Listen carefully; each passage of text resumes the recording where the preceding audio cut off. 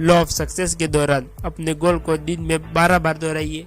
आपको अपने लक्ष्य को लगातार याद रखना चाहिए। Self confidence. हिल ने इंसानियत के 6 डरों के बारे में बताया है। पहला, गरीबी का डर।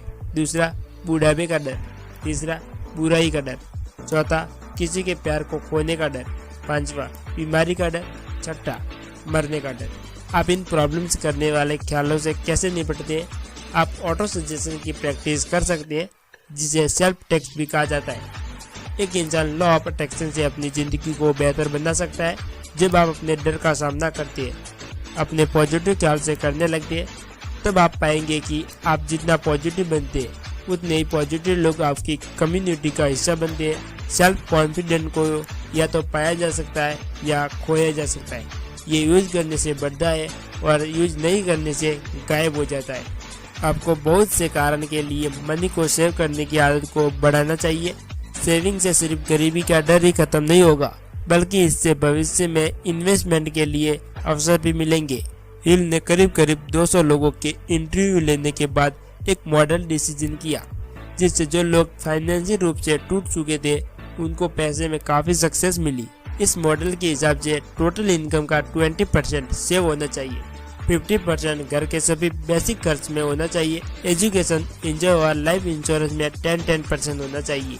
हिल बताते हैं कैसे इनिशिएटिव और लीडरशिप से उन्होंने एडवर्टाइजिंग और सेल्फ का स्कूल बनाया। अपना स्कूल की शुरुआत करने के लिए उन्होंने 2 चीज़ों की जरूरत थी। पहली, स्टार्ट ऑफ कैपिटल यानी कि पैसा। दूसरा, अपने छात्रों को सिखाने के लिए कोर्स। उनके पास अपने छात्रों को देने के लिए नॉलेज तो था, पर स्कूल के स्टाफ का पैसा नहीं था। उनका मुख्य उद्देश्य था अपने स्कूल स्टार्ट करने के लिए पैसे को जमा करना। हिल ने शिकायत और टेंशन करने की जगह ऐसे लोगों को ढूंढने के लिए टाइम लगाया जिन्हें उनकी नॉलेज की जरूरत थी और जिनके पास मार्केटिंग और सेलिंग सीखने के लिए पैसा था।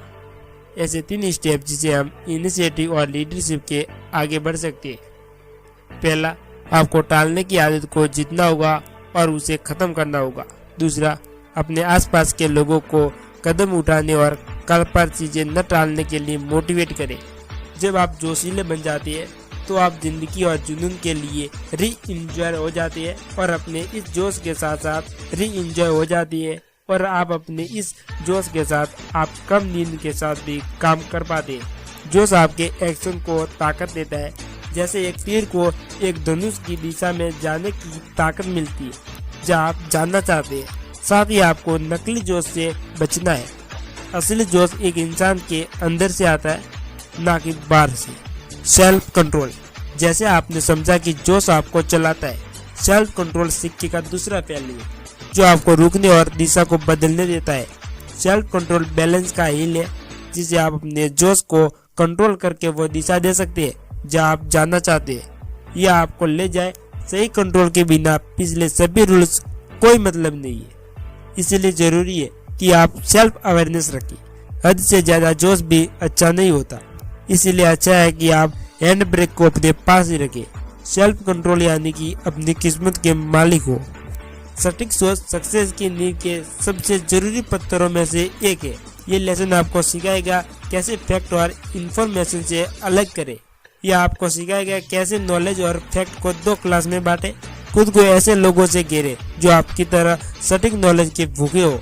मेंटरशिप की ताकत मिलना बेहद अच्छा है। माइंडसेट को बनाना सही है। इसकी वजह से आप सक्सेस की तरफ बढ़ने लगेंगे। सक्सेस से ही सक्सेस मिलती है। कंसंट्रेशन आपको सिखाता है, जब तक आप उस सब्जेक्ट में महारत हासिल करने के रूल्स न निकाल ले, एक वक्त में एक सब्जेक्ट पर ध्यान दिया जाए। यह आपको सिखाएगा कि कैसे आप दूसरे के दोस्त बने, जिससे आप उनकी पूरी नॉलेज को अपने प्लान और मकसद के लिए यूज कर सकते हैं। इससे आपको अपने पास के फॉर्मेंस की जानकारी मिलेगी और आप देखेंगे कि इन फोर्स को अपने मतलब के लिए कैसे यूज करें। एक टारगेट को फिक्स करें और चले। सक्सेस पैरों के निशान छोड़ती है, यह आपका कर्तव्य है। आप उन निशानों को ढूंढे, मंजिल तक न पहुंच जाए। फेलियर का फायदा आपको सिखाएगी कैसे अपने अतीत और भविष्य के फेलियर और गलतियों की सीढ़ी को बनाए। यह आपको फेलियर और टेम्परेरी फेलियर का फर्क बताएगी। ये एक ऐसा फर्क है जो बहुत बड़ा और जरूरी है।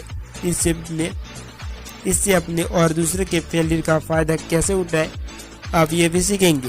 ज्यादातर फेलियर सिर्फ टेम्पररी हार होते हैं। जितना बड़ा कदम आप उठाएंगे उतना ही बड़ा आप सीख पाएंगे कि कौन सी टेक्नोलॉजी काम करेगी और कौन सी नहीं करेगी। गोल्डन रूल को सीखने से आप समझेंगे कि इंसान के मान यूनिवर्स लॉ को यूज कैसे किया जाए।